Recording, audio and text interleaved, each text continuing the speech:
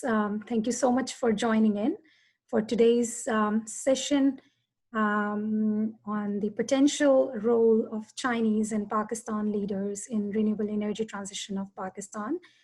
And we are really pleased to have partnered with our JETCO Beijing, China. And let me begin with a few introductory remarks and the background of the seminar first.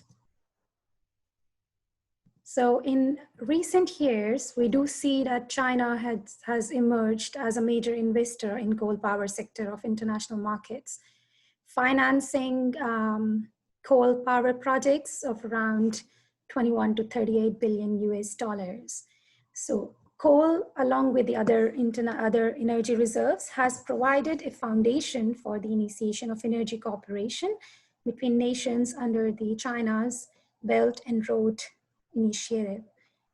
Under this flagship project, China-Pakistan Economic Corridor, which is worth $60 billion, 22 projects have been added to the energy portfolio of Pakistan, accounting for nearly $12.4 billion. The total installed capacity is around 7,240 megawatts, and there are like 9 commercial operation date projects being constructed in phases with a total investment of about 8.175 billion US dollars. So the coal-fired power plants are constituting around half of the announced CPEC energy projects and 69% of capacity due to a pull from Pakistan and a push from China, and having this doubt on the environmental friendly rhetoric surrounding the BRI. While talking about replacing financing by major development institutions, we do stress upon how to ensure the stringent environmental guidelines requisite for the energy sectors of other countries, including Pakistan. Nevertheless, China is leading the world in the deployment and investment of renewable energy. Being currently the world's largest producer of wind and solar energy, the country places a priority on investing in renewable energy primarily because it enables any country to tackle the environmental problems such as air, water pollution, and mitigate the socioeconomic vulnerability of the country. That is built upon the China's agenda of eco-civilization. Recently, in the light of this, China announces to scale up its intended nationally determined contributions by adopting more vigorous policies and measures and have carbon dioxide emissions peak before 2030 and achieve carbon neutrality before 2060. Pakistan on its end has recently approved Alternative and Renewable Energy Policy 2019 that identifies that the country needs to have 20% renewable energy penetration capacity by 2025 and at least 30% by 2030. Hence, it's really apparent to realize that the energy cooperation and response to the twofold challenges of climate change and clean energy security is a mutual aspiration of both Pakistan and China. Hence, at this platform, we are gathered here to discuss in-depth risks associated with the future coal investments and how China can play an important role for Pakistan to achieve its goal in the energy sector in line with the Agenda 2030.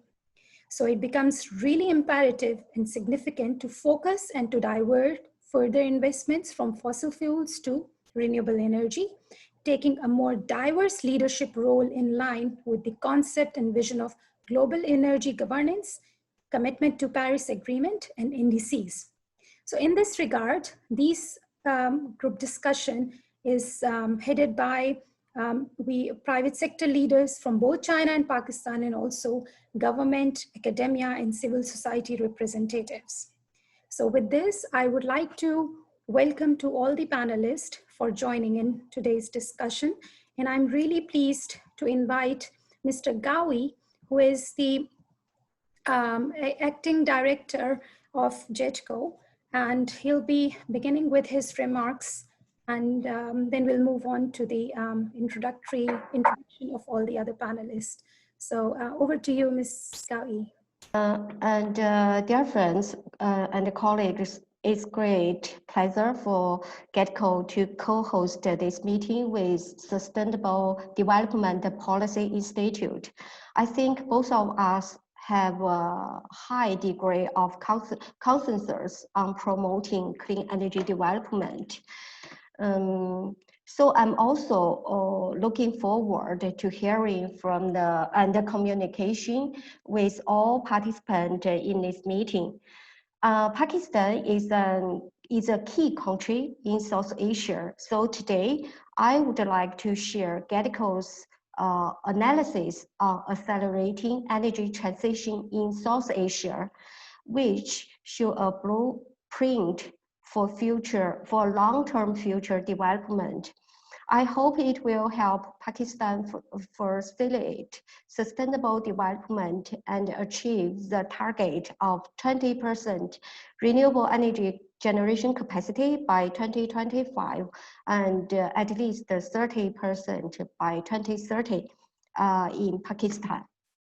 So today's the topic of my presentation is focused on the South Asia. South Asia is an important economic growth region in Asia and the world. For example, in 2017, the total GDP of South Asia was $3.3 trillion, which accounting for 4% and 12% of global GDP and Asian GDP. The compound annual growth rate was up to 6%, which was over 2 times the world average rate. It brings huge energy and electricity demand. This situation is similar as the China's condition. The energy consumption in South Asia has shown a double high trend, which means the high utilization of fossil energy and the high dependence on oil and gas imports. Problems such as pollution and climate disasters have become the more serious. To achieve sustainable development, it needs to adhere to development and transition simultaneously. We believe through clean energy supply, electrification in energy consumption, and interconnection in energy allocation, energy transmitted will be promoted. As for energy supply, clean energy should be widely developed, and the diversity of energy supply should be improved. It's expected that the primary energy demand will reach about 4.5 billion tons of standard coal equivalent, with a clean energy share of 75% in 2050. South Asia's clean energy resource endowment and spatial distribution characters can be fully utilized, and the development modes could consider the large-scale centralized and small-scale distributed method. We think they can be collectively adapted to coordinate the efficient deployment and utilizing of clean energy. In 2050, the power generation installed capacity will be 5.5 terawatt, with the proportion of clean energy increased to over 80%. With the rapid development of clean energy power generation technology, the competitiveness of clean energy power generation is increasing significantly. It's estimated that by 2050, the average LCOE of onshore wind power and PV power generation in centralized development mode will drop to 2.5 US cents and 1.4 US cents respectively. As for energy consumption, electrification of final energy will be improved. It's estimated that the electricity will have the highest proportion of final energy in 2035 in South Asia. The proportion will increase to over 60% in that year. Taking into account factors such as pollution growth, population growth, industry development, and improved energy efficiency, the total power demand will be 8 times that of 2017, and the per capita electricity consumption will be over 5,000 kilowatt-hour by 2050. It's expected that the electrification demand brought by the upgrading of manufacturing industry and the improvement of people's living standard will be about 11 terawatt hours. By 2035, the population without access to electricity will be basically eliminated. The cooking fuel will gradually get rid of the traditional biomass dependency, and the popularity of the air conditioning and other electrical appliances will increase. As for energy allocation and the other, in addition, electrification in the transportation sector is an important growth port for electricity consumption in South Asia.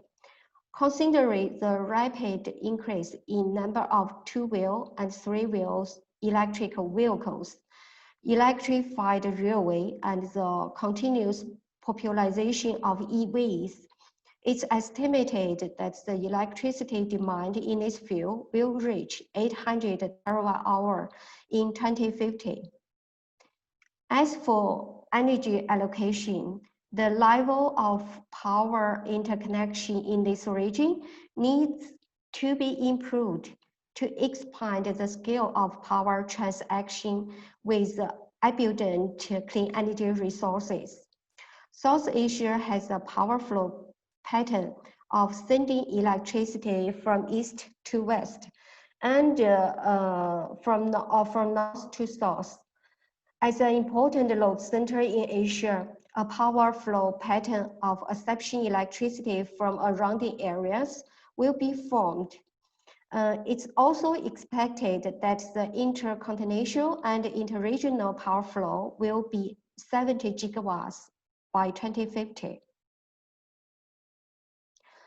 Combined with the development of power grid and the large-scale clean energy bases, and through the construction of cross-regional transmission channels, which are dominated by the east to west direction and north to south directions, clean energy will be sent to the load centers. And finally, the South Asia will form a pattern of 1 horizontal and 3 verticals by 2050, as I showed in this figure. In our study, we proposed some key connectivity project in South Asia. Pakistan will interconnect with Central Asia, China, Iran, West Asia using HVDC technologies. At last, in order to realize the clean and green development, it's necessary to take energy transition as the main path and make full use of the abundant clean energy. We hope that all relevant parties will work together and collaborate closely to facilitate sustainable development in Pakistan. Thank you for listening. Thank you, Hina. Thank you so much, Ms. Kawi, for your valuable insights and perspectives of how the future of clean energy transition looks like in South Asia and Central Asia, and particularly how the interconnection would help benefit this the effort. Moving on, I would like to have a short, take a round of a introduction from each of the panelists, if we could briefly touch upon, and then we'll move on to the panel discussion. If I could begin with Mr. Hassan Daud Saha, Project Director. Sir, can you hear me? Yeah. Assalamu alaikum. Good morning, good afternoon, wherever you are. My name is Hassan Daud, and I am now the CEO of Khyber Pakhtunkhwa Board of Investment. Khyber Pakhtunkhwa is the westerly province of Pakistan, and it's adjacent to Afghanistan. Prior assuming this office, I was the project director, China-Pakistan Economic Corridor, for 4 years. And prior to that, I was serving in Pakistan Embassy in Beijing, China. So, ni hao, Pangyomen. Ni hao, Hassan Sa, thank you. If I can move on to, thank you for joining us today. So, Dr. Chang Xuan, if I could. Yes. Hello. Good afternoon, good evening. Thank you for inviting me. I'm a senior projector from project development division from Development Bureau. I'm so pleasure to talk about green transition and bring you our Gallico's new platform to approach carbon peak emission and carbon neutral future. I will talk about in details later. Thank you. Thank you, Ms. Xuan. If I can move on to Dr. Naveed Arshad from LUMS, Pakistan. Yes, Dr. Naveed had joined us earlier. Probably he's offline for now. So we can move on to the next panelist, Mr. Zhou Tianxiang, the Director, LONGi New Solar Panel Producer. Hello, everyone. I'm from LONGi, the largest solar company in the world.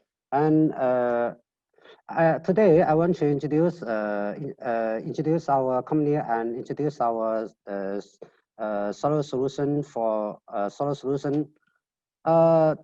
LONGi is built in 2000, and from 2004 we start our business in PV mono silicon products, and from 2014 we start to supply solar modules.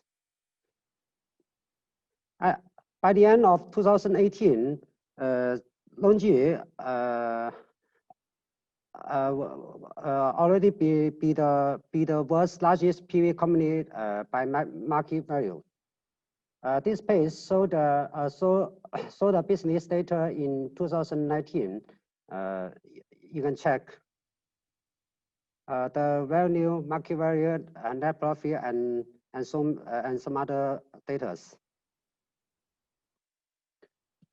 By now, LONGi built many factories in China, in many provinces, and also we built three factories in overseas, one in India, and one in Malaysia, and one in Vietnam. And our business already now cover all over the world.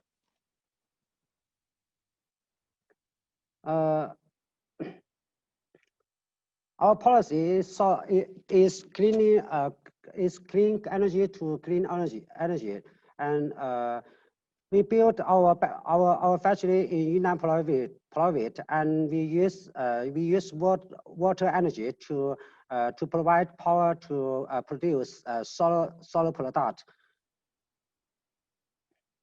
And by now, our company already done IE 100. Our company promised by the end of 2028 we will operate our company with 100% clean energies.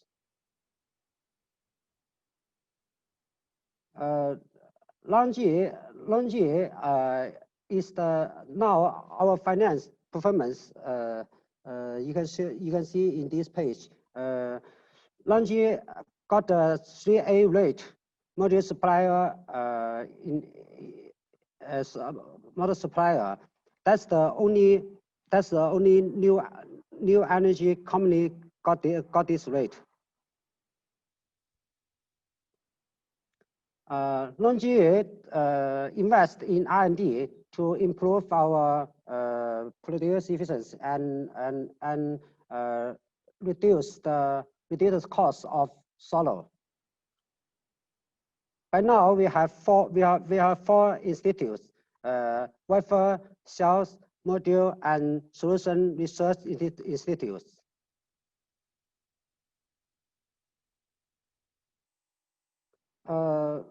As I said, we start our business, solar business in 2004.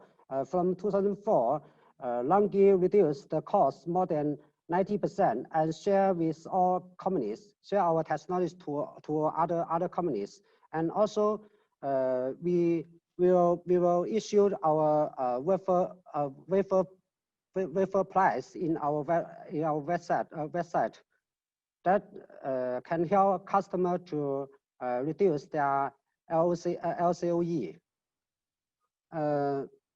By now, our solar panel can guarantee the linear output. After 25 years, the solar panel can also provide more than 80% power generation. This page showed the honors our company got in these years.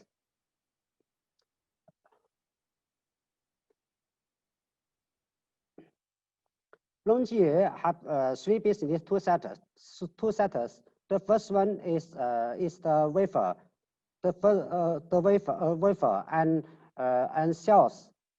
We supplied wafer and cells to other company to other company, and we also supplied PV system solutions. Not only wafer module cells and PV modules. We do distributed PV systems and PV power stations over the world. And by now, besides this, LONGi also invest and hold more than 40 PV power stations in China. This page shows the wafer market share of LONGi. We in last year, our market share is 42%.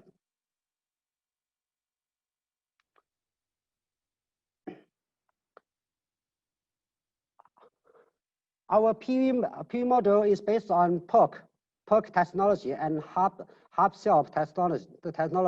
And the efficiency of the efficiency is up to 24%. It's the highest in the world. This page showed our PV module product. This one is 22 type is for BIPV, and 60 type and 72 type is for BAPV.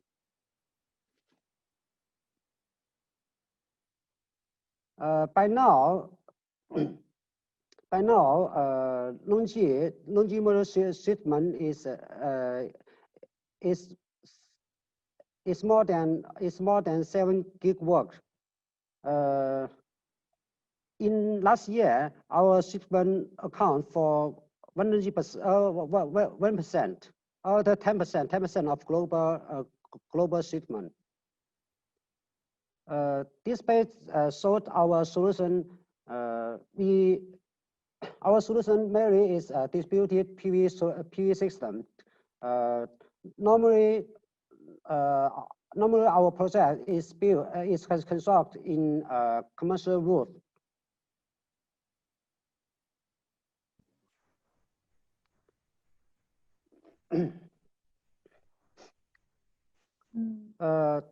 Thank you, Mr. John. I think would it be possible to wind up in few minutes? Okay.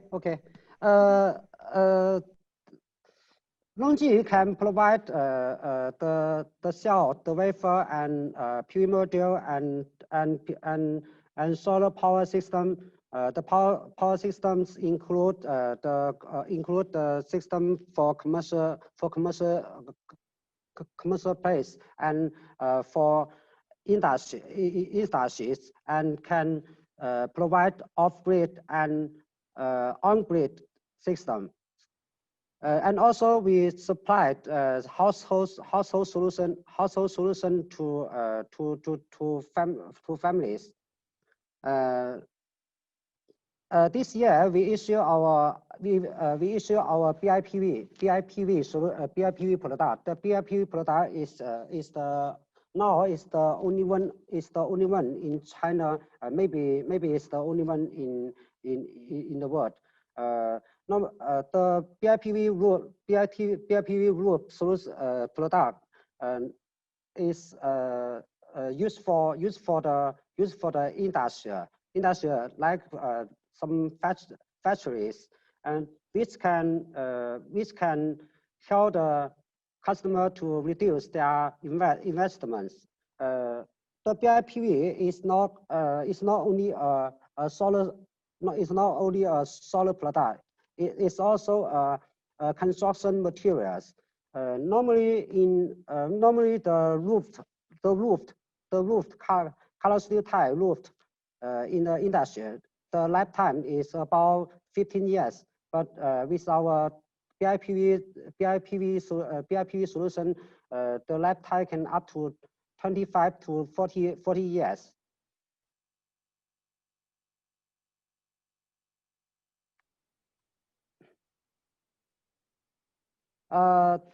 This page show the These three pages show the cases we built over the world in China and in overseas and some African countries. Okay, this is my presentation. Thank you. Thank you so much, Mr. John. He's the business director of Renewable Energy, and which is the largest solar panel producer in China. So thank you so much, sir. If we can move back to the introductions, and we could hear next from Mr. Tanveer Mirza. First of all, thank you very much for the invitation. Assalamu alaikum, ni hao, and good morning to everybody. I am working with United Energy Pakistan wind power project in Pakistan. This is one of the largest wind power project in Pakistan, as well as it is included among the top 14 priority projects in CPEC agreement. As far as my personal professional life is concerned, I am into renewable energy sector since 2004. I've done on-grid and off-grid solar solutions, as well as since 2011, I'm in the wind power industry. So I am very, very thankful, and I am very happy to work with the Chinese as well, because in the wind power sector, as well as in the solar, I have a lot of interaction with the Chinese people. And I think this is a very, very good cooperation, and it gives a very good opportunity for both the nations to work together on the very grassroots level with one-to-one interaction during the professional life. And it's a big learning experience for both the sides, and there are a lot of things which we have communicated with each other, and this has strengthened the ties between both the nations. Thank you very much. Thank you, Mr. Tanveer. Thank you, and thank you for joining us for this discussion. And moving on, if we could have a brief intro of Mr. Shao Shan. Yes, ladies and gentlemen, this is Sean from TB Corporation Limited, and it's very glad to communicate with all the ladies and gentlemen regarding the Pakistan renewable energies. Actually, TBEA has a record in Pakistan renewable energy market for several years, and we just established around 100 megawatt in north part of Pakistan. Recently, we also noticed there are very large demand about transmission and transportation of electricity demands in Pakistan market. And according to the specific data come from IEA, we think there are very large potential market in the future, especially in this in 1 or 2 years. So nowadays we also participate the project which is opened by the Pakistan government, and we are very glad to provide our services regards financial and investment in Pakistan market. Thank you so much. Thank you, Mr. Shaoshan, for this brief introduction. Moving on, Mr. Cheng Xiang from Eurasia Regional Headquarters. Power China, we have, yeah. Hello, can you hear me, Ms. Hina? Yes, we can, Mr. Xiang. Yes. I'm Chen from Power China. Actually, we are in this market for mainly for EPC, actually we are doing a great job in as a leading EPC contractor in this market, and especially in wind sector. We already finished 11 projects with accounting to 530 megawatt, and also right now we have 12 wind projects which accounted to 610 megawatt under construction. And also we also invest in one wind project in Pakistan, which also in CPEC. Power China is here for providing our service mainly as EPC, but we can also provide technical support and financial support to all the investors and also project developers. And also from we also at the other end is that we also responsible for the and do our service to this PV's suppliers and many other suppliers. So as a key, as actually we can see it is in the main center of this renewable business in Pakistan. We hope Power China can maintain and sustain a very good market in Pakistan and to provide our support. Thank you. Thank you so much, Mr. Chung, for joining us today. Moving on, we have Dr. Imran Khalid with us. If we could briefly introduce himself, sir. Thank you, Dr. Hina.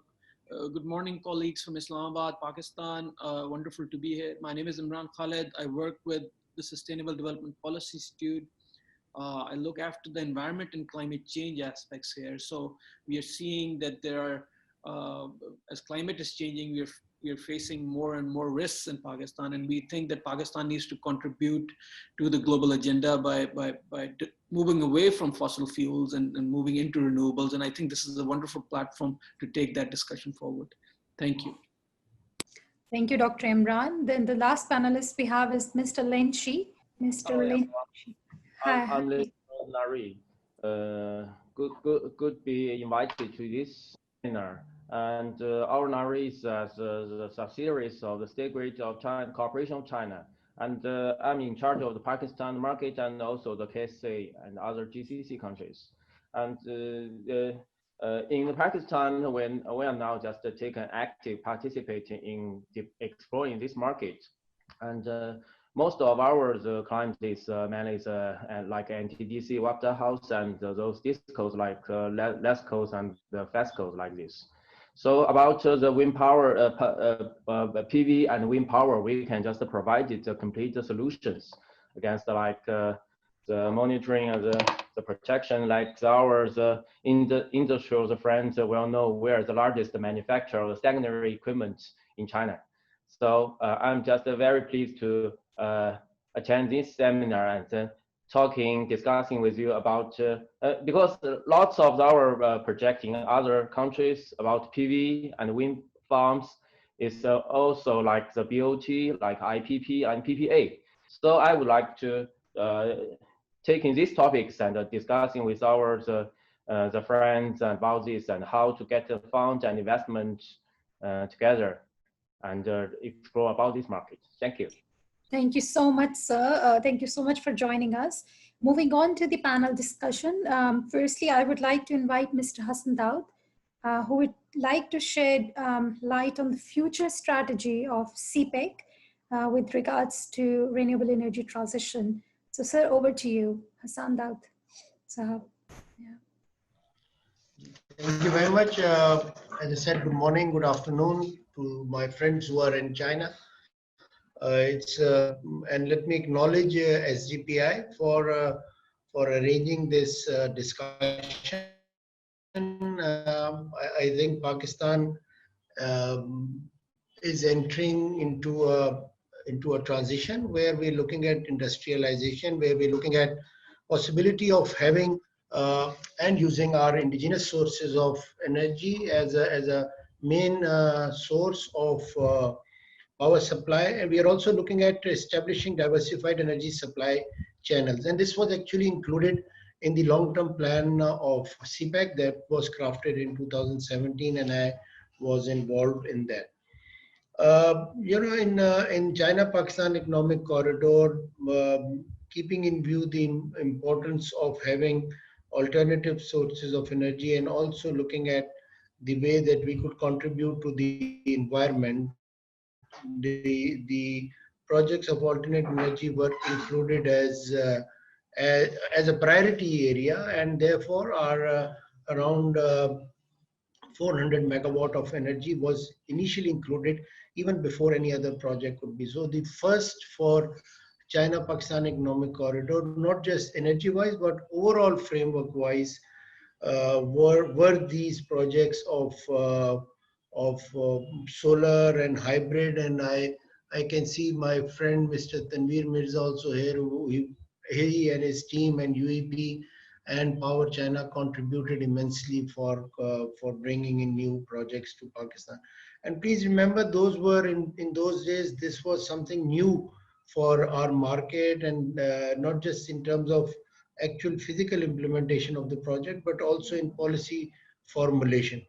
And it actually helped us in going forward towards larger hydel projects and even towards thermal coal projects. So now at this point, I could safely say, and I'm proud to say that in Pakistan, not just the government, but also private sector is ready to embrace new projects and also ready to accept new companies, both state-owned and private, to come and invest in Pakistan.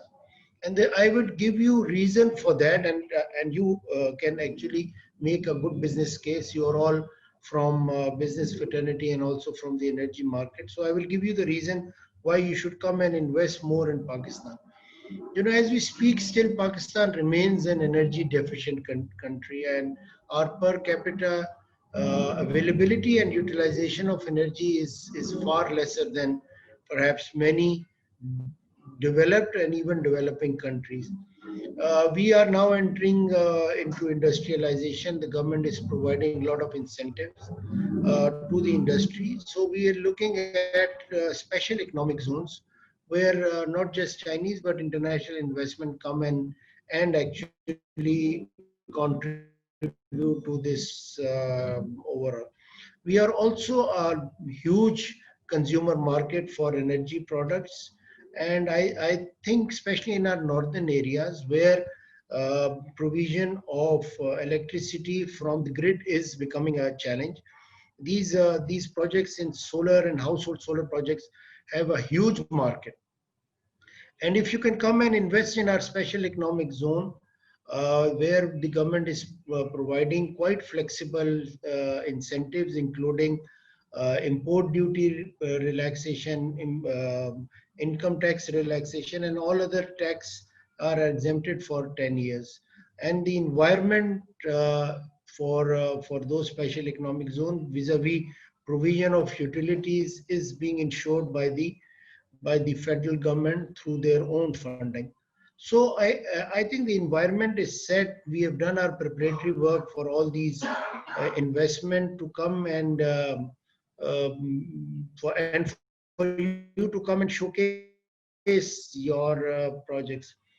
I would also encourage all my colleagues from China and all in our side of the panel is to actually look at possibilities of doing hand-holding. While we Chinese do not understand our regulatory framework in few cases, we also do not understand their state of preparedness as vis-a-vis new technologies. So I lived in China, and each 3 months I would see a new technology coming in the Chinese market. So I would request my Chinese colleagues here to please promote that technology which can actually serve us for 10 to 15 years. And I'm sure after that, new technologies will come. And on my side, I would promise you that we will provide the kind of hand-holding, and I in Khyber Pakhtunkhwa as Board of Investment and also representing Ministry of Planning partially, because now I am attached with them till the JCC. I promise you that we will make sure that the enabling environment is created for having that pull factor. I would also request Hina that please do share with me and also with Ministry of Planning the recommendations, and also share with us on Board of Investment any company that comes and promotes their product, and we can find right partners for them. Because recently I had discussion with FFC and also had discussion with some of the private investors here. They are also looking for partners, and they are even ready to go in a 50-50 partnership. Lastly, for solar products, I would request that please look at Pakistan as a place where you can develop solar panels, not just importing things, because there is because of COVID and other current account deficit. We are looking at industry which can produce locally and also can export. So here still we are much, the cost of human resource is much less as compared to our competitors. And I think productivity is I won't say it's good, but I think if you can come and bring and help us in building capacity, I can assure you on my position and also representing planning, as I said, I can engage you with our TEFTAs and NAVTEC in terms of you bring in the syllabi and the technology, and we will provide you the space for building that capacity. So keeping in view our long relationship and not just at the strategic front, but now entering in the science and technology, I would also like to highlight that we have constituted a joint working group in science and technology. So I would also recommend my colleagues from China to come and participate in that through NDRC and your Ministry of Science and Technology, so we understand what is happening in China. I think we still need some clarity about new technologies and how this can bring into a good marriage. I know the cost of products are going down, and that's again essentially thanks to China. Today we are enjoying liberty of using solar products and other hybrid products where the cost has immensely gone down. I remember in 2013 when we were having this discussion, the cost was about 50% higher to what it is now, and therefore the tariffs are going down. So before it goes down any further, I think you should come and invest in Pakistan. Thank you so much. Thank you so much, Hassan Sab. Thank you so much for your valuable insights and perspectives coming particularly from the CPEC point of view. And it's quite encouraging to see that, the commitment towards having more investments coming in, and also the role of technological innovations that could be scaled up using their technologies and the capacity to be supported by the Pakistan's government. And we shall definitely be putting you in loop with all these Chinese panelists and all these stakeholders, this debate and this dialogue aims to bring all of us together in a kind of a network where we would be continuing this discussion for a longer period of time. So as I understand that you have to leave because due to some other commitments, I just wanted to explicitly mention, which is to be highlighted at the end of this discussion as well, that we shall be part of this network where all of us are stakeholders to move this clean energy and renewable energy transition forward. So thank you so much for joining us today, and we are really pleased to have you and hear from your perspectives. Thank you, sir. So moving on, we have Mr. Chang Xuan, from Senior Manager from DETCO. Yeah, just request, and I would wear my academian. I would just academian request. I would just request that if you could also work with our universities, especially engineering universities, to support the capacity building of our youngsters who are coming out, and perhaps they can help you in bringing new products and doing R&D. So Hina, if you could also encourage them and perhaps link them to some of our universities, not just in Islamabad, but perhaps UET Texila and UET Lahore and in NED Karachi. Absolutely, sir. But I think this is extremely important, and we do realize it. And we do have 2 research consultants working from the engineering background, one from UET Texila, and the other one who has recently joined us from LUMS. And we do have some capacity coming from NUST as well, who are, providing their role from the academia part. And we are also bringing in all the relevant, scientists and the academicians to participate in this project forward. So this is, thank you so much for highlighting this. Moving on, if we could quickly go to Dr. Chang Xuan's perspective on basically the role of global GEI, cooperation and development platform, in promoting the renewable energy projects and the perceptions about the clean energy transition in Pakistan. So over to you, sir, Dr. Chang.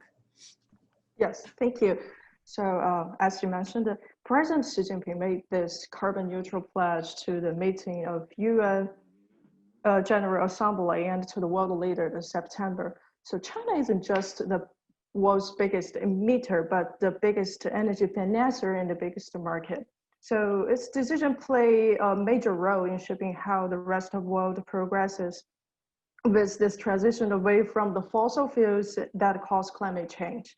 This year is a turning point for many countries to target this severe goal, and we GATCO, Green Transition Promoter, are launching this platform for global stakeholders and to facilitate achieving this goal. So I'm gonna share my screen to complete my, my talk. Since the establishment of GATCO, within 5 years, we have been making friends with experts, people from state governments, NGOs, enterprises, investment agencies all over the world, and constantly receiving messages and the strong requests on finding the right sources, right chances, and right people. GEI Development and Cooperation Platform, short for DCP, is serving as an O2O platform. The vision of DCP is to empower every party to build a win-win project ecosystem. It has 3 main functions. They are project matching, brand promotion, and resource integration. DCP provides comprehensive services in various stages of projects in clean energy, electricity interconnection, and the related fields. It aims for bridging cooperation gap between demand, supply, investment, and consultation. It is designed to integrate all users into one project hub. By bringing experts and the talents, it can help project parties learn in the aspects from policy analysis, engineering design, financing solutions, and etc. In the meantime, online brand promotion is indispensable for a successful project and advantages to business expansion. We have engaged in the energy and power industry for a long time and formed a network as large as over 1,000 members across 130 countries, and maintaining good cooperative relationships with power companies, leading energy development companies, and professional think tanks and institutions in various countries, giving us exclusive channels to accumulate resources.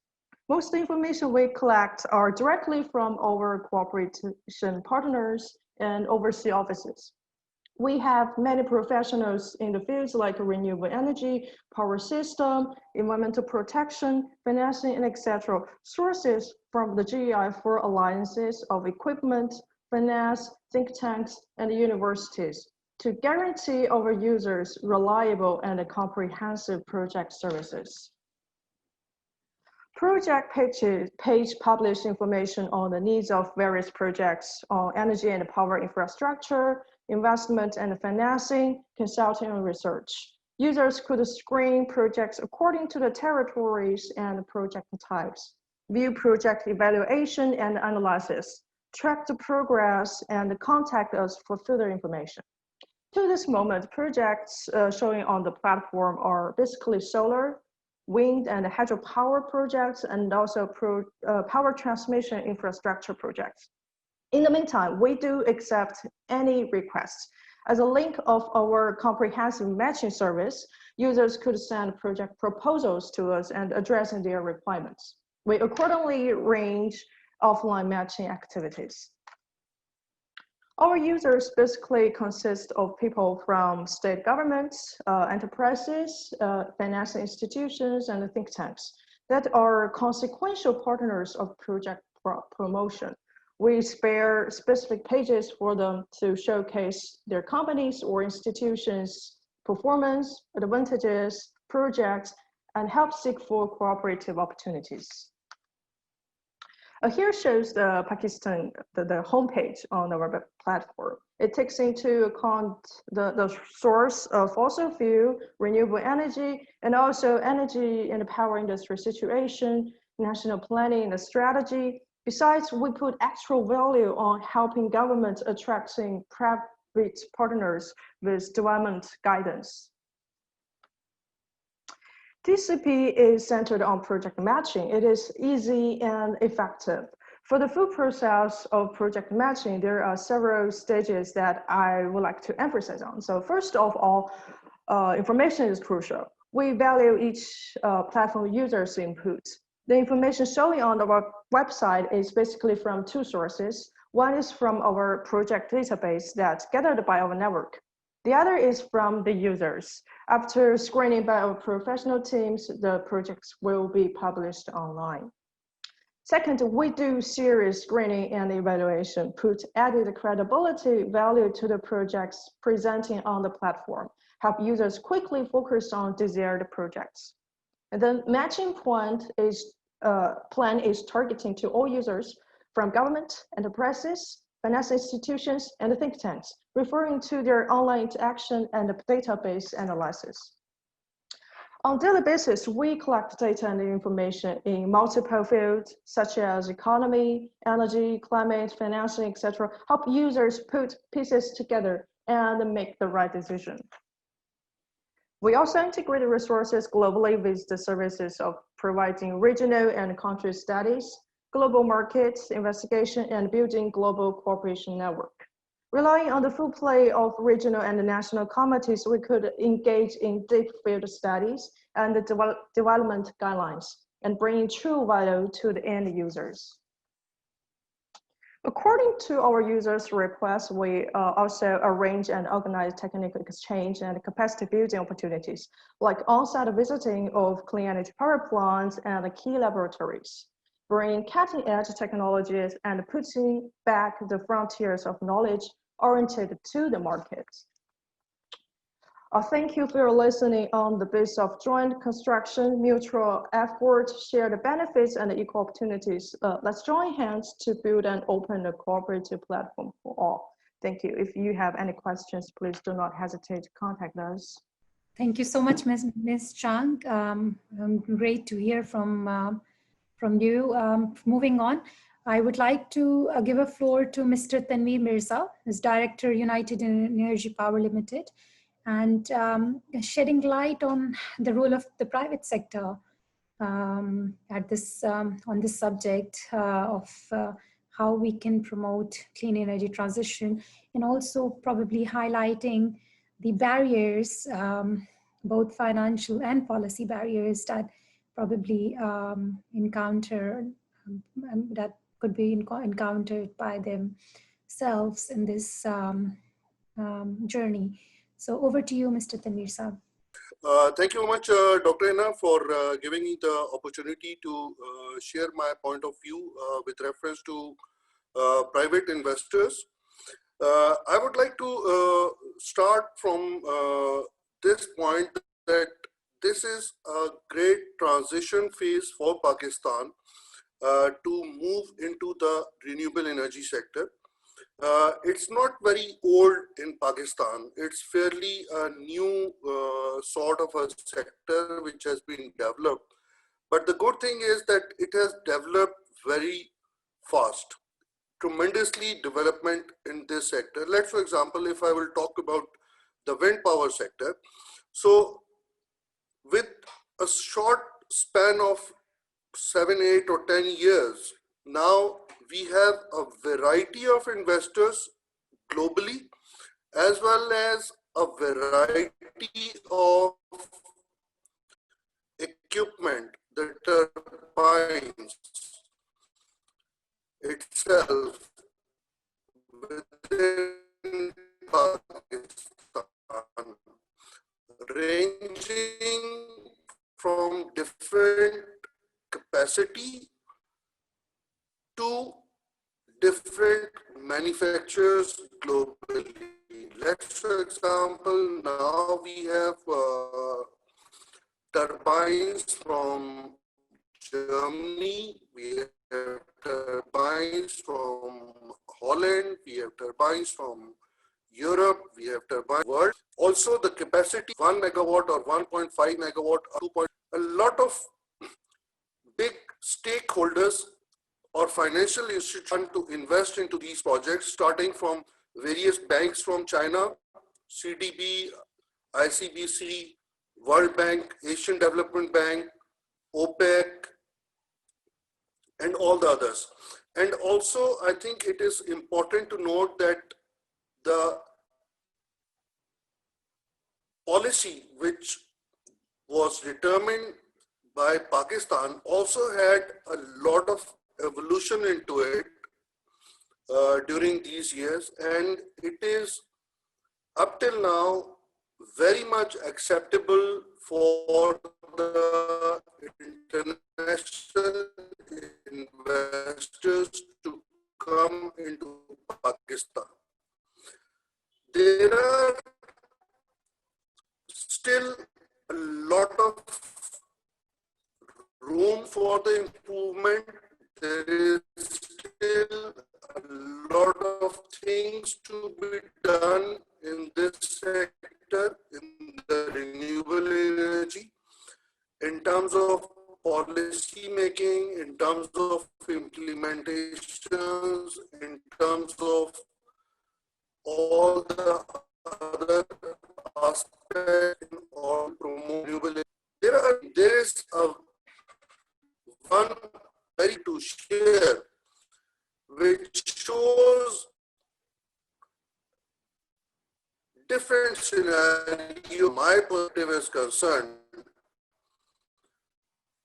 and which is for the investors. Example, what if you really look into the demand and power generation in Pakistan, moment in Pakistan is almost around 36,000, whereas the average consumption, the peak hours, it is around 19,000, and during non-peak hours, it is very less, around 8 to 9,000 megawatts. So what it means in terms of my perspective. Now, as Mr. Hassan Daud has very rightly said, that this is now a transition phase to Pakistan, because previously we were struggling to get the power. Now we have the power available to us, a surplus power available to us, and which is a good positive sign to invest for the more industrialization of Pakistan. So if we are going to invest to make some industries over here in Pakistan, so it is very easy for us to provide the power to those industries. So which is a very positive and a healthy sign for Pakistan. There are many challenges as well, but still, as again I will quote Hassan Daud, that there is a lot of potential for solar PVs, as well as one of the other product in the solar projects is a lighting project, which is nowadays China is far more ahead compared to rest of the other countries in manufacturing of different kind of LEDs. So I think if we have a combination of lighting, for example, not on grid, but even for the off grid, there is a big potential market in Pakistan for the off grid solutions also. With the solar panels and with LEDs, there is a lot of potential, as well as since the government of Pakistan is also taking a lot of initiatives for the net metering also. So the production of solar panels within Pakistan will have a huge potential even to be consumed within Pakistan, as well as also it is possible to export also. Also, another positive thing which I would like to add with reference to solar PV manufacturing, that one of the basic ingredient for solar panel manufacturing is silica. And if you look at Pakistan, the reserves of silica for Pakistan is almost 6th or 7th in the world. But the real consumption of silica within Pakistan is nothing. So there is a huge potential if we are, the investors are coming into Pakistan for the production of solar PV panels, then a large amount of silica sand is still available, which helps for the raw material, and definitely it will help into reduction of the basic price value. So this is also an opportunity for us. The other thing which I would like to add with reference to my Chinese counterparts who are attending at the moment, I think the good thing with us and the good thing which we have experienced in Pakistan is a one-to-one cooperation between the Chinese nationals and the Pakistani nationals. During all these different projects, the good thing is that we understood on the very ground level between the two nations. Though we have very different culture, very different society, I'm very thankful for many of the Chinese people who are coming for the very first time out of their countries, investing over here and spending the time over here. But the good thing is that due to our wholehearted commitments from both the sides, we are doing a lot of good things together in order to make the thing successful, which is one of the reasons that the CPEC projects over here are a real example of this situation.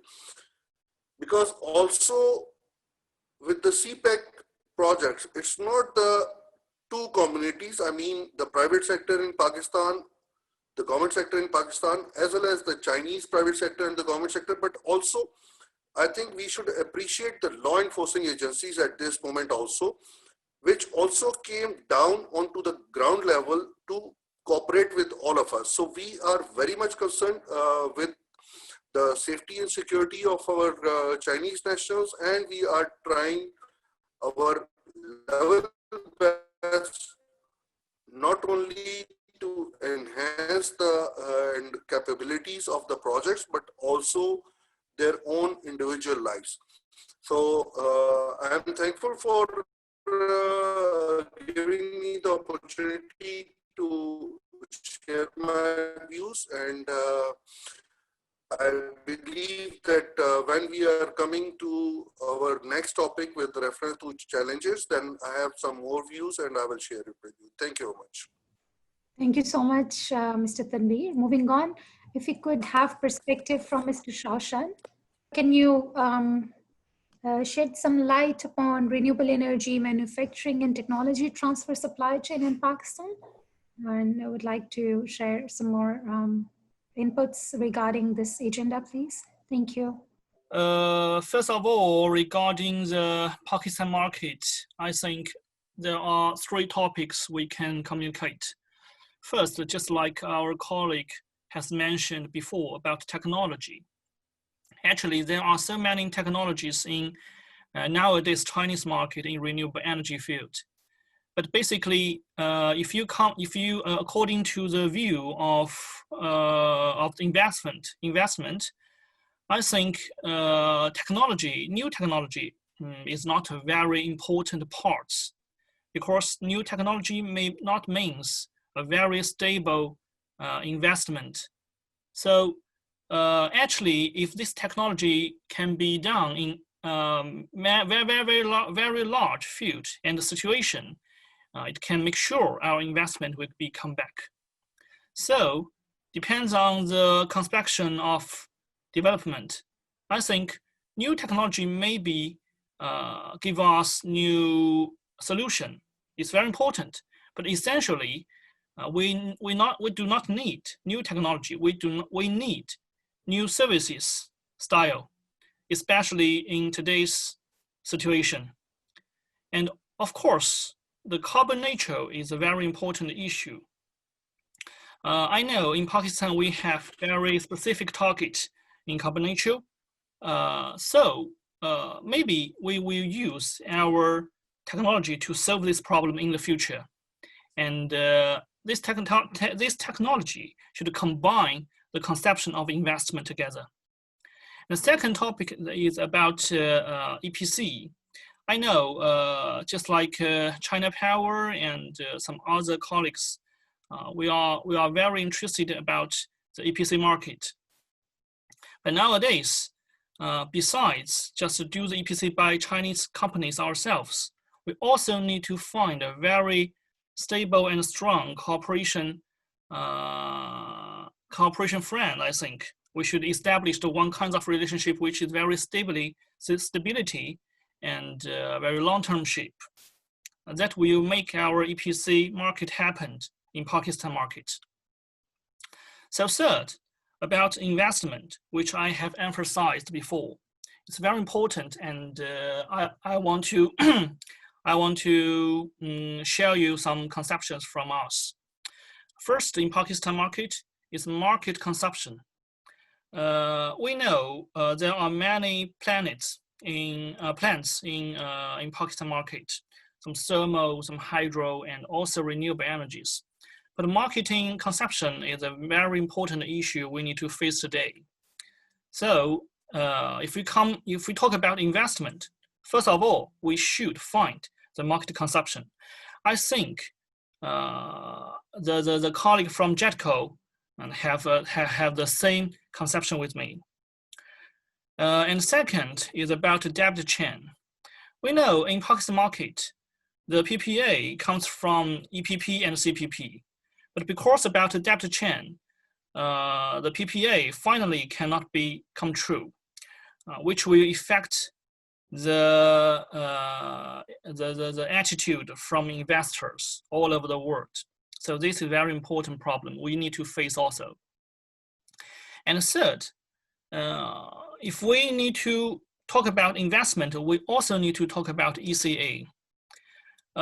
But nowadays, but because of the debt reconstruction, I know, for example, in 2018, the liability ratio of Pakistan is around 30.7%, which is more than 25% that ECA can accept it. And also the debt ratio is around 190.4%, which is also larger than 100%. So the guarantee from nation may be very hard to be accepted by the ECA. That also affects the projects bankable. So all the challenges we need to face today so that we can solve the investment problem in the future. And I also I also will ask some question to my colleagues from Pakistan. That is the planning renewable energy projects list available? And which kind of medal of these projects will be accepted by our Pakistan friends, EPC, BOT, or any kinds of? From your view, I also glad to hear from your voice. Thank you so much. Thank you so much, Mr. Shaoshan, for your insights and contribution to this panel. Moving on, if we could hear from our next panelist, we have Dr. Imran Khalid with us. Dr. Imran, would you like to? Yes, thank you, Hina. So we've been talking about this energy transition and the role of renewables in that, and Pakistan is really looking forward to making that transition. And one of the reasons is, as I said earlier, the impact that we're witnessing vis-a-vis climate change, and the impact that we are witnessing vis-a-vis the greenhouse gas emissions, which could be local in nature, but then they have global repercussions. So that's why the whole world really needs to move towards that energy transition. And China has set a good example, as well as the European Union, by saying that we're going to go carbon neutral by 2050 or 2060. And this augurs very well for the world. But when we talk about energy transition, it's more than decarbonization. So here, what are we looking at? We're looking at access to energy. We need to ensure that those communities who do not have access to energy are able to get that when we make that transition. We're talking about environmental sustainability. So we need to ensure that the plants, wherever they're being developed, are in line with the sustainability goals of a particular country. Moving towards renewables will also allow us to curtail the air pollution concerns that we have in Pakistan. So that also falls into that. And then finally, economic growth. That's part and parcel of the energy transition. So if you look at it, so there's a triangle between access to energies, environmental sustainability, and economic growth. But we have a limited time. Given the climate crisis, there is a certain amount of carbon budget that remains before we hit the 1.5 degrees centigrade mark that has been stipulated by the Paris Agreement. And for that, we really need to act fast. As such, there is going to be an important role for think tanks and to come in and advise the governments to take a multi-sectoral approach, multi-stakeholder approach in terms of resolving this issue. So when it comes to the role of civil society, what are we looking at? What do we need? Research is one thing that we definitely need more of. That means access to data and using that data and coming out with research papers and documents that can inform policy making and decision making. The research also needs to be technical in nature. So if we are going to be talking about the scientific nature of wind power or solar power or coal power plant, that needs to be there. But also we need to look at the human dimensions and the social aspects. So this is an area where think tanks can really add value to the discussion in association with perhaps even academia. Once you've done that, you need to have an outreach to be able to get this information out to various stakeholders. And this is where the civil society actors such as STPI can play an important role.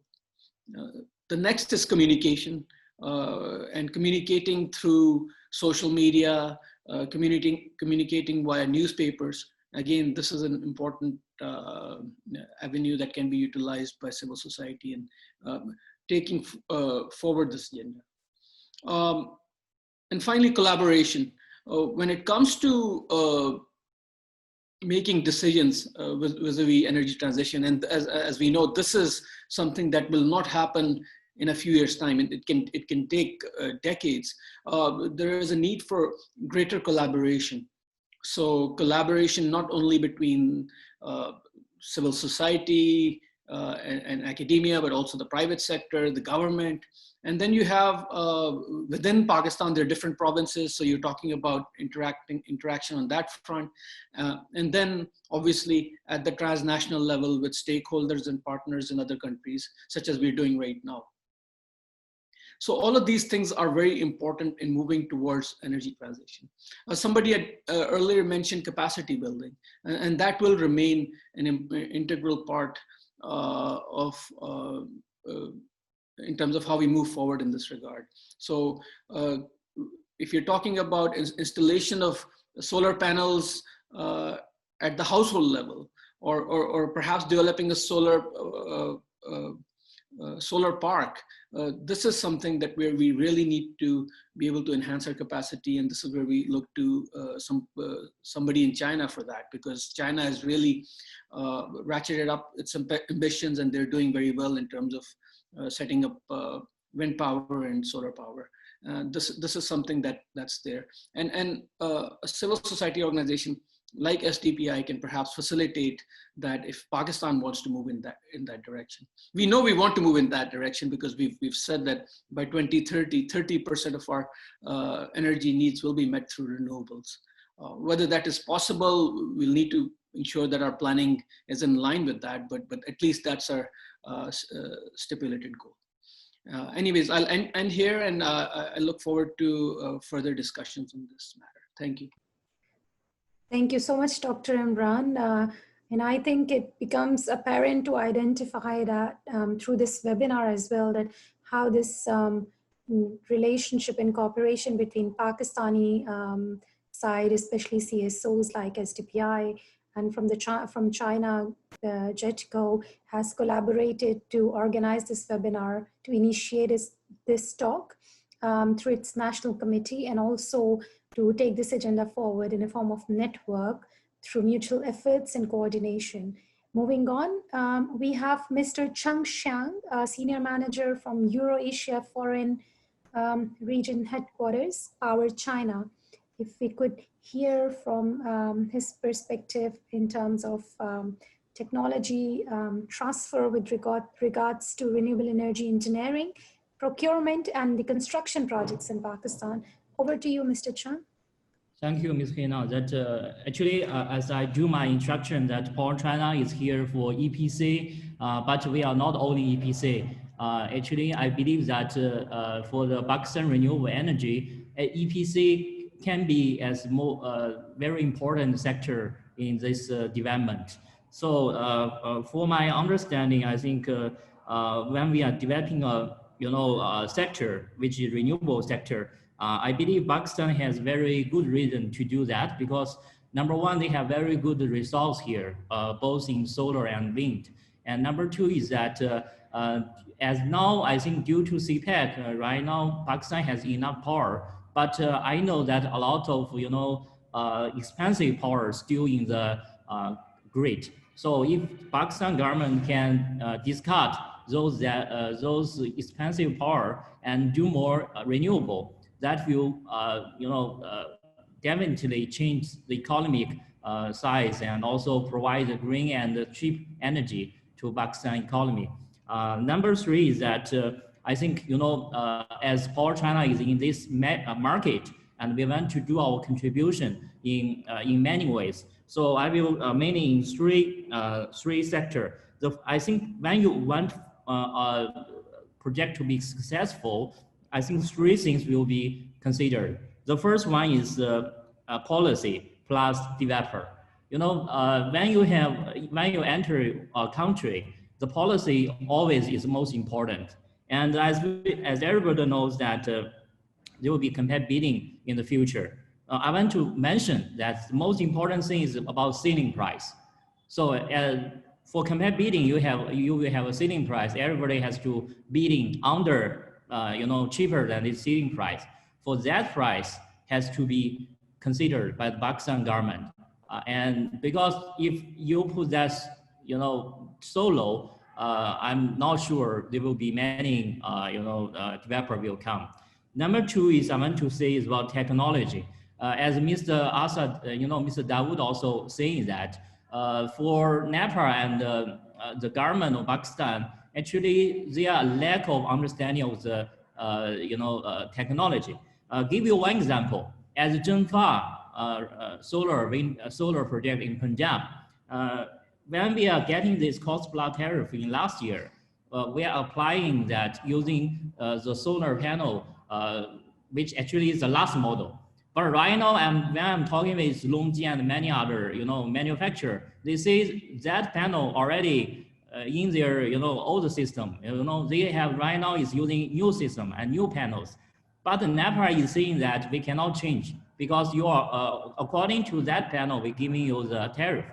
So that is something I think Pakistan government has to, to go for, to be familiar with the best energy. But for this issue, I think when you are doing connect bidding, this will be not a problem. So number three, I want to talk about is manufacture. And under the new policy, we are talking about the manufacture.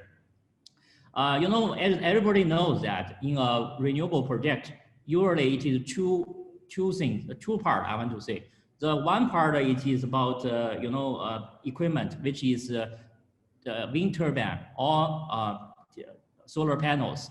For that part, again, I'm saying that in this market, we need to tell from a Chinese side, we need to give the new light to the government, to the authority for their understanding.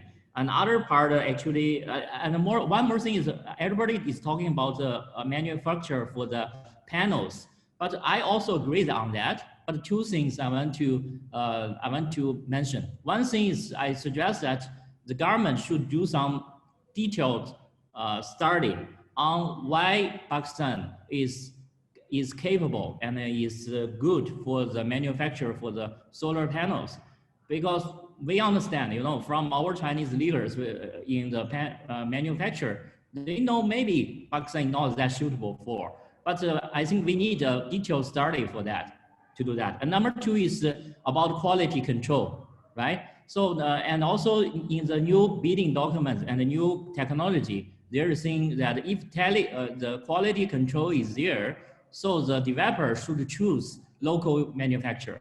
That is something also has to be considered. So another part is I want to say is substation.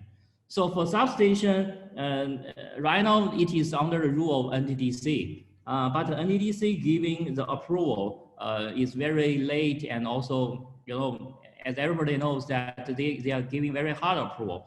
So I suggest that for a substation part, we can do the pre-built substation. That will solve the problem for quick installation of the substation for the manufacturer side. The first one I want to say is that everybody, I think another way to go forward is as under the CPEC, there is a lot of SEZ, special economic zone.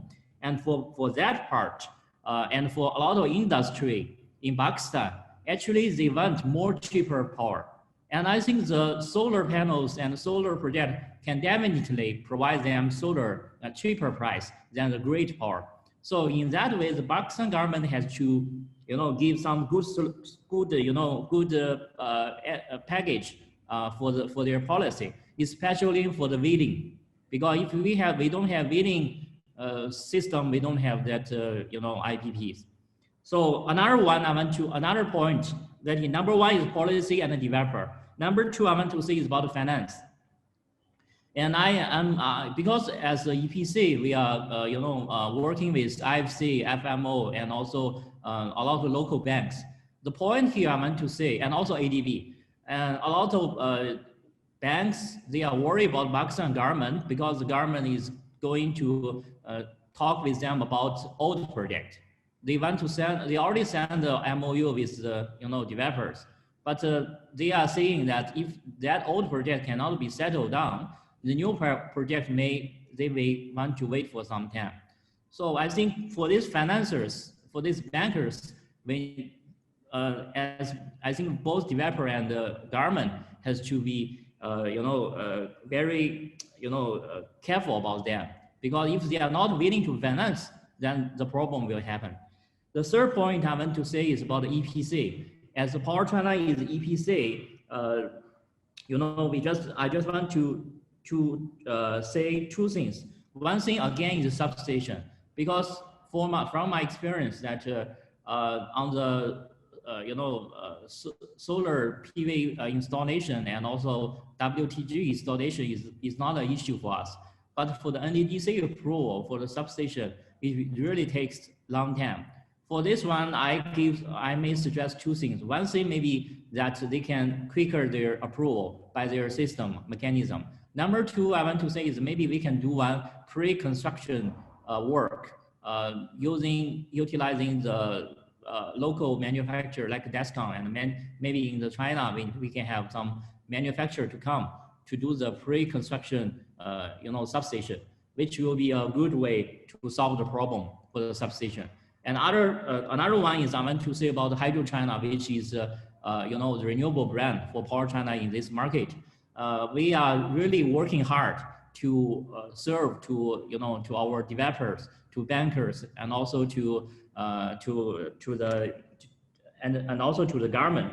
So we want to give two things. One thing is best price, which I need the local support from substation and from our. I will do the localization for our engineers. So in that way, we can lower our price for the onshore part. And the other part is about the offshore part. And I will request the manufacturer and many other our partners in China. We can work together closely to give a better price in Pakistan market. And the second thing I want to do is performance. Performance is my way, my responsibility. So we are doing our best to serve employer, government, and also the bankers to fulfill all their requirements during the EPC. And also we also doing our part for CSR, social responsibility. So in that way, we can, as Power China, as I said in the introduction, that we will be as a co-center, and we want to serve all the related party in renewable. So we hope Pakistan can benefit from renewable because that is really happen in the next 2 decades. And I think in the whole world, every country will use renewable in future. So I hope Pakistan also enjoy that benefit and will serve better for their economy eventually. Because because Power China is involved in CPEC, I believe in CPEC we have number 2 phase. I believe the number 1 is we provide energy to Pakistan, and number 2, we want to serve Pakistan better for developing their economy. Okay, thank you, Ms. Hina. Thank you, Mr. Chung, for your valuable insights to the discussion, especially the recommendations you have provided to overcome the challenges that might be encountered during this transition. And for us all to know that renewable is the future, and all must appreciate their efforts and in collaboration to make a way forward. So thank you for your insights. Moving on, we have Dr. Faiz Chaudhry with us from Lahore University of Management Sciences, who, if I could request him to kindly, sir, introduce yourself since you missed out the round. And also, if you could shed light on the role of academia or the what role it can play to support us, and rightly mentioned by our panelist Hassan Daud in that regard as well, and how you could facilitate us in the process. So over to you, Dr. Faiz. Yeah, thank you, Ms. Hina.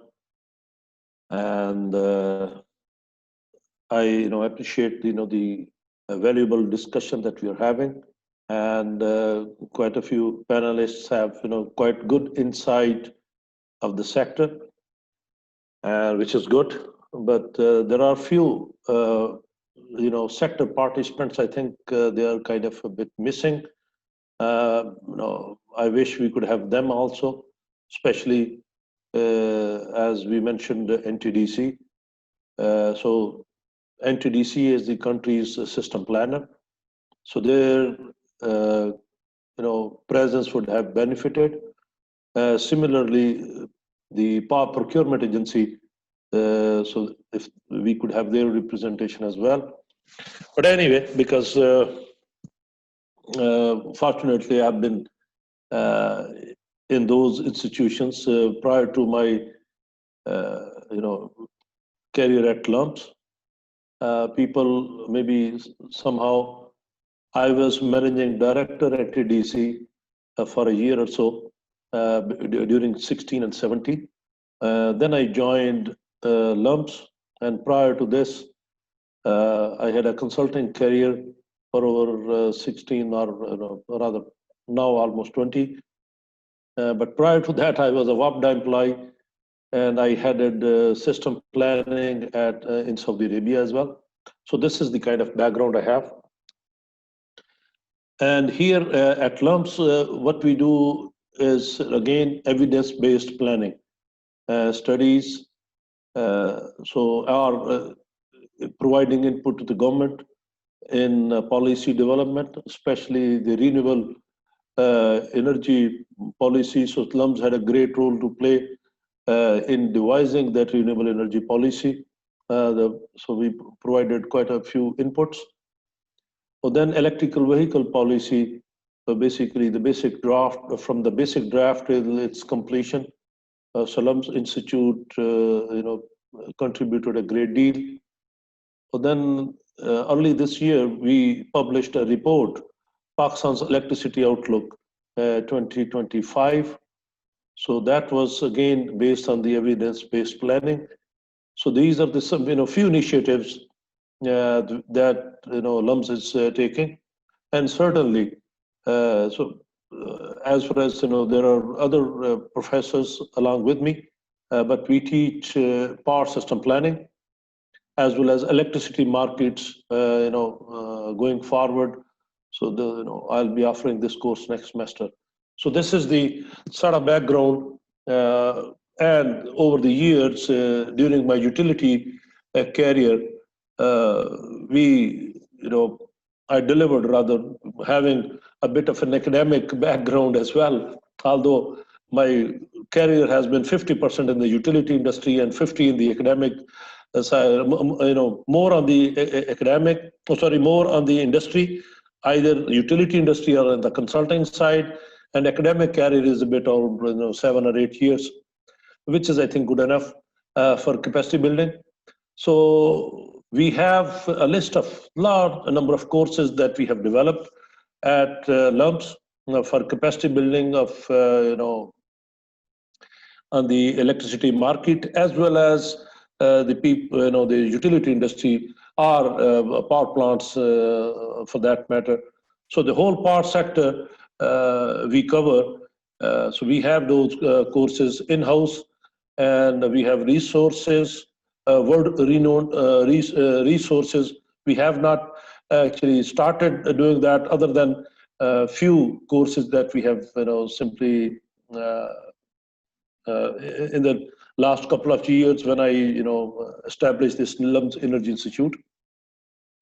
But apart from this capacity building, I'd like to summarize few of the things that as investors, as planners, as receivers of that investment, that we need to consider, and we need to prioritize accordingly.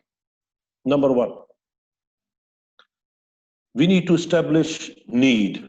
So what is the need, and where is the need? So need establishment usually has not been, because as you know, historically from the 2005 and 2012 or 13, we were deficit in generation, so there was scarcity. So we started developing power plants without any optimization, because we didn't have the time. But now, since as Tamid Saab has mentioned, we do have surplus power, and we need to find that utilization and where to utilize. So the best utilization would be in the industrial sector. When I joined WAPDA in 85, our industrial demand percentage was 40% plus. which is now 22, or it varies between 22, 23 or so. So it means this is not sustainable. So as Sustainable Development Policy Institute, we need to recognize that we must invest in developing industry. So otherwise part sector or the overall economy of Pakistan is not sustainable. So our demand, base load demand is 7,000, peak demand, computer peak demand is 25, and you can very well see, unless and until we make this 7,000 megawatt to 12 or 14,000 megawatt, only then whatever investment we do, it is not recoverable, or it will increase circular debt, or it will, the overall investment environment will be jeopardized. So the very first focus has to industrialize your nation. So under CPEC, now we have established generation power plants. So let's take a little pause. Let's start, developing industries in different special economic zones, along with, where the need is. So all that demand, which is not near to the grid. So off-grid solutions, yes, we should develop renewable energy, renewable power in those areas. And wherever we have grid, so let's maximize utilization of the existing power. That's how, if you do not increase that industrial base, so then it means your average tariff will not be low.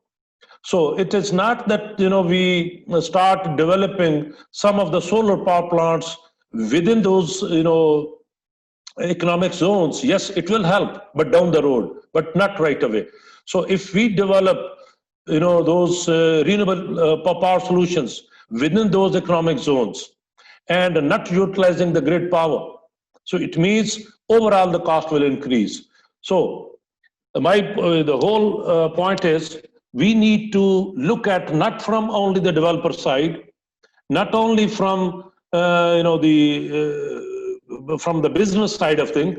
Overall integrated energy planning is needed, which was missing in this country for quite some time. So now we are trying to open up the market. So until and unless we have that competitive environment, so all this whatever generation technology, either it's renewable or regasification of coal or whatever we bring in, it has to compete. And we know it was not competitive early on, but now renewable energy is quite competitive. But the thing is, it is not available at 100% of the time. So we need to establish how much maximum penetration of renewable energy, which is intermittent, or it is available during non-peak hours, okay? Especially like solar's contribution to peak, yes, it's almost negligible, because our peak occurs in the evening and solar is not there. Now, wind farm, yes, it does contribute to peak, but we have to look at the solution in totality. So we need to do production simulations each and single hour from the next few years and establish the need. What technology will serve our purpose better? It's renewable, yes, go for it. If it is something else, go for it, because the overall the objective is to reduce cost of electricity. So with these preliminary remarks, I'll leave it at this stage. So need to prioritize integrated system planning, establishing the need, and maximum penetration of renewable, not only from the grid point of view, but from the demand to serve that particular demand, the kind of demand we have. And naturally, demand side management is needed, because there is a huge disparity between our base load and the peak demand. That we need to fill that gap through industrialization. So CPEC's money should be first in the next couple of 3-4 years simply either relocation of factories or industries if we want to survive as a country. So that should be our focus. And then after 2-3 years, again, we will be catching up with the generation that we have. Or then we should start developing renewable projects as they fit in. Thank you. Thank you so much, Dr. Faiz, especially to highlight the importance of integrated energy planning required in CPEC, where we can have, we can ensure that the current and the future energy needs are met in a most cost-effective, efficient, in a more sustainable way. And the policy development also needs to shape up this future energy landscape of the country with more integration of renewables. So thank you for your insights. The last panelist we have is for a quick discussion is from Mr. Lin Shi, Senior Manager from Nari International Business Company, State Grid Corporation of China. Over to you, Mr. Lin. Okay, and thank you, Mr. Hina, and thank you, Mr. Faiz. And Faiz is the ex-MD of this NTDC, so he has some experience about that. And I think the Mr. Shao and Mr. Xiaoshan and Mr. Chang has already to expand too much about this. And I think if we just wanted to improve about the new renewable energies in Pakistan, and the environment is very critical to us. And the one is about the policy, and the second is about the support from the authorities. And what I mean is about actually we are just engaging the project in the NDGCs. They just give us there's the approval about the drawings and about the bidding evaluation. It takes too much time on that. So I think if we really wanted to just improve about this, we needed to move fast it is just needed the support by the authorities. And also it should be friendly to the companies from China. Some, according to us, we are the manufacturer about secondary equipment. So they're just not, and as a NTDC, they maybe have some prompt and to the Europeans branded. So if in these renewables industries, we are just the participant in that. Actually, in China, there are many the PV suppliers, and we have just accumulated about the profound experience in that, more than other European countries. So I think if we really just wanted to take in these seminars, the meanings of that, it just invited the Chinese companies to bring the investment in Pakistan. But I just wanted to say that the authorities wanted to be friendly to us, to our Chinese companies. And also, I just to consider about what is Mr. Faiz said, what is really need for this market. Yes, it is right. We should choose the proper technology and into the proper to the project. We needed to making the different solutions and into the different application scenarios.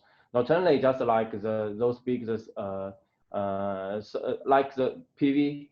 It is not only just established like the solar farms like that. We're also just making such a different application scenarios like roof mounted, which is in the industrial houses. So we should to take in the different solutions and take different the technologies and tackle with these situations. So we needed to say that there has a lot of the communications, technical discussions between the Chinese companies and between the Chinese companies and the local authorities.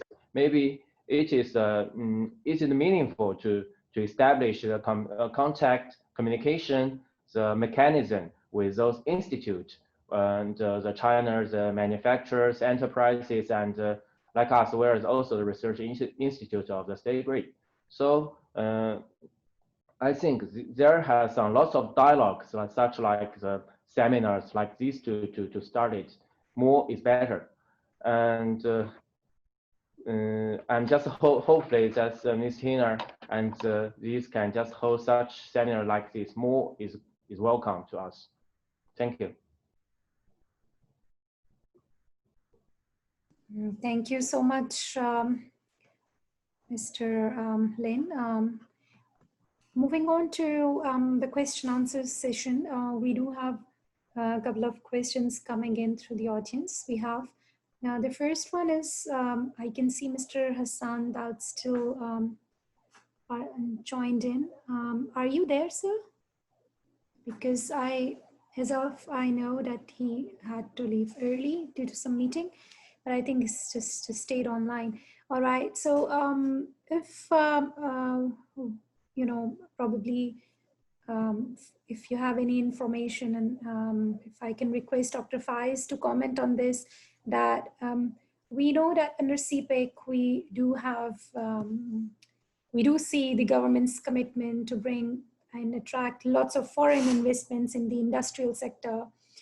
But does the government have any plans to ensure that these SEZs, special economic zones, follow the protocols for those, for the sustainable development? Like, do they have quotas for RE sourced power generation in those special economic zones?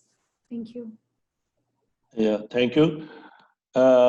Fortunately, I'm an advisor to Faisalabad Industrial Estate and Development and Management Company.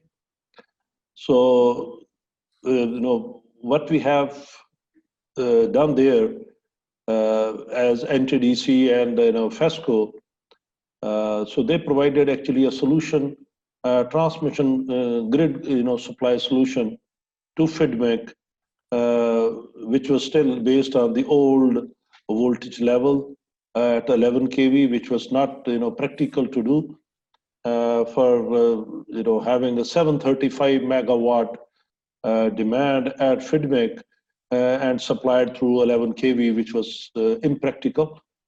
So what we have done is we have revised that PC1, and now the distribution would be instead of 16 or 18 substations needed there.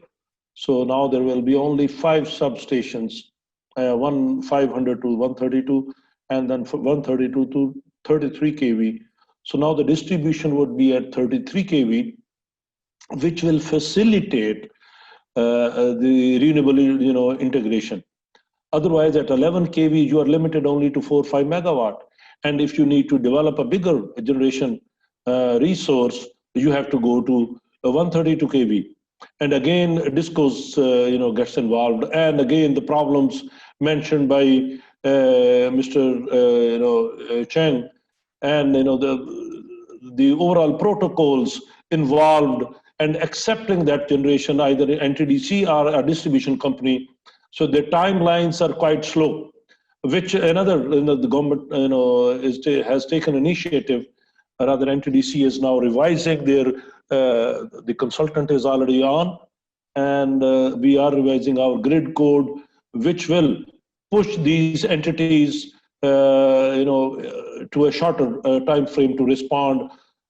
But the other thing was there was a limitation on the voltage. So all these special economic zones, until and unless their distribution voltage is not at 33 kV, so you won't have much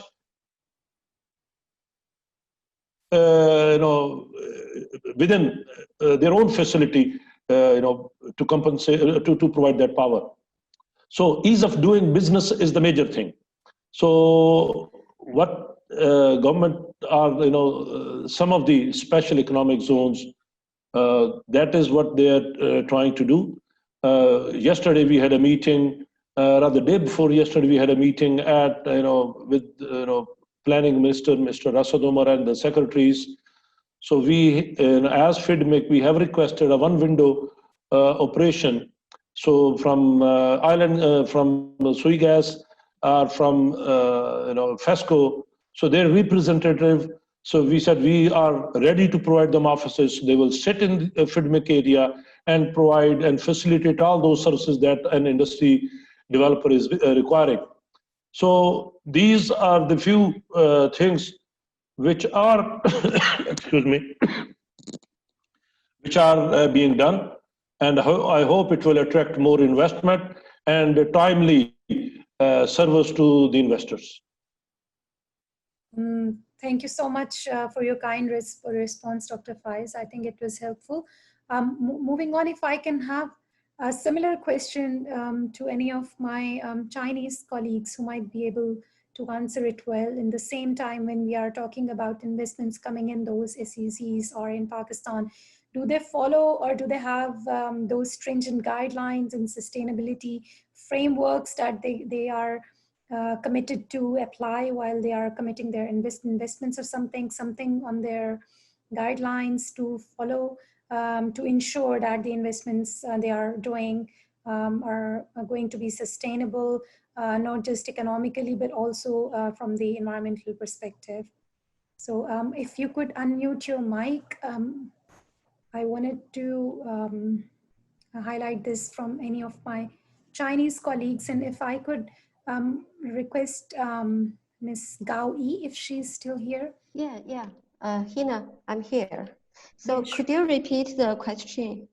Yeah, I just wanted to understand that, from the investment point of view, from the Chinese side, do you also, based on your experience working with the Chinese government and the stakeholders coming in, investing, do they also have some kind of, sustainability frameworks or some stringent guidelines to follow or to especially negotiate or coordinate with the Pakistani side on this to ensure that all these standards are met and we do have not just cost effectiveness in our investments, but also the environmental feasibility is to be ensured?